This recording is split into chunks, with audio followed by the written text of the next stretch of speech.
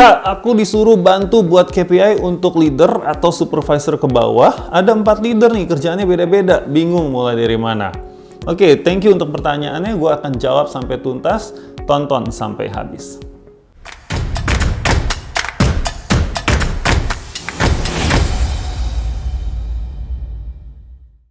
Halo semuanya, kembali lagi di channel Tanya Kak Sam. Gue akan jawab pertanyaan yang masuk ke DM Instagram gue. Tadi ya pertanyaannya adalah dia diminta untuk menurunkan KPI ke leader atau supervisor ke bawah. Nah, tantangannya adalah ada 4 leader nih, tapi kerjaannya beda-beda. Gimana caranya? Bingung nih mulai dari mana? Oke, gue akan kasih tauin ada 3 cara ya untuk melakukannya. Yang pertama adalah paling simple, lihat dulu KPI atasannya 4 orang ini, ya, atau KPI perusahaannya sekalian kalau ada. Oke. Nah, dari KPI yang di atasnya itu coba dilihat dulu mana yang tinggal bisa di copy paste aja. Artinya apa? Masih bisa relevan untuk si 4 leader tersebut, gitu ya. Jadi kalau misalnya ada yang relevan, oh iya, ini bisa nih, ya udah tinggal copy paste aja, selesai, ya kan? Gimana cara nentuinnya bahwa ini relevan atau enggak? Simple. Dari KPI di atasannya atau di perusahaannya, coba lihat mana yang bisa dipengaruhi secara langsung oleh orang-orang yang ada di bawah ini, ya, 4 leader yang berbeda ini. Ya, kalau dia bisa mempengaruhi secara langsung, ya berarti itu artinya relevan. Cara pertama, oke, itu ya, simple ya. Cara kedua, oke, pertama udah selesai. Lalu apalagi nih, ternyata masih cuma hanya 1 KPI, cuma 2 KPI nih Kak yang diturunin persis gitu ya. Jadi cara kedua ini mulai dengan pertanyaan. Pertanyaannya adalah, hey leader A, kamu bisa berkontribusi apa nih terhadap KPI di atasan kamu ya, atau di perusahaan? Aktivitas apa yang bisa kamu lakukan gitu ya. Misalnya dia bilang, oh ya saya bisa melakukan aktivitas A gitu ya, saya bisa melakukan aktivitas B, walaupun hasilnya tidak secara langsung mempengaruhi KPI di atasnya, tetapi ini bisa berkontribusi mungkin 30% atau 20% atau 50% gitu ya, tapi ada kok tetap kaitannya. Nah, kalau udah dapet si aktivitas kuncinya yang bisa berkontribusi pada KPI perusahaannya, itulah yang bisa dijadikan KPI.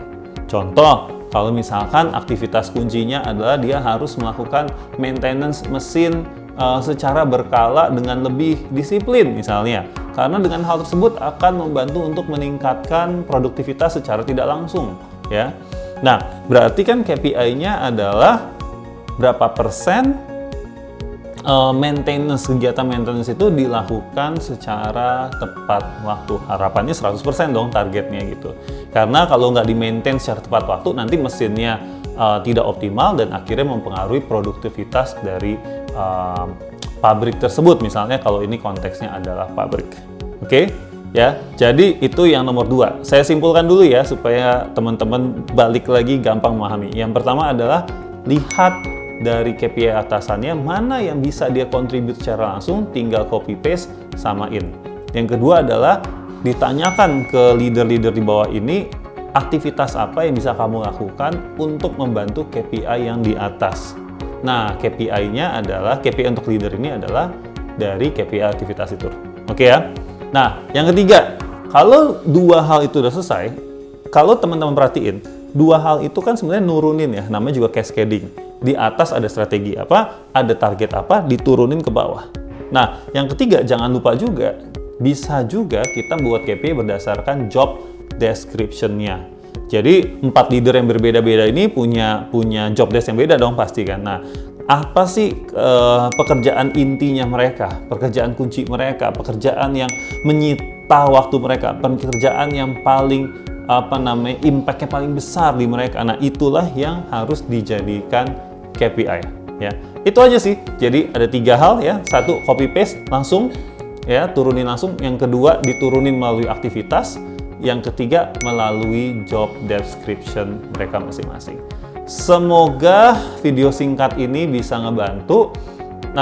Gue tahu mungkin teman-teman harus ada latihan, harus kebayang prakteknya gimana, tapi nggak mungkin gue ceritain semua di video YouTube ini karena bisa 3 jam. Oleh karena itu bisa subscribe ke channel kita atau ke ini aja, ke Instagram kita. Ya, di Instagram kita ada F-Project HR atau Instagram gua Samuel Amarta.